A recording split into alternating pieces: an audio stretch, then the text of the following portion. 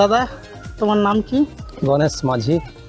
কোন এরিয়া দাদা এটা? এটা নন্দীগ্রাম সাতখালি এরিয়া। আজকে তোমার কতটুকু পুকুর হারভেস্ট হচ্ছে?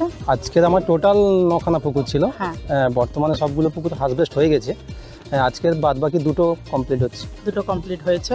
দাদা তোমার আজকের একটা পুকুরের রেজাল্ট বলো, কেমন আজকে সার্ভাইভাল এলো আর কেমন? স্যামলংয়ের হচ্ছে সিড যেটা ছিল সেটারও সার্ভাইভাল গুড।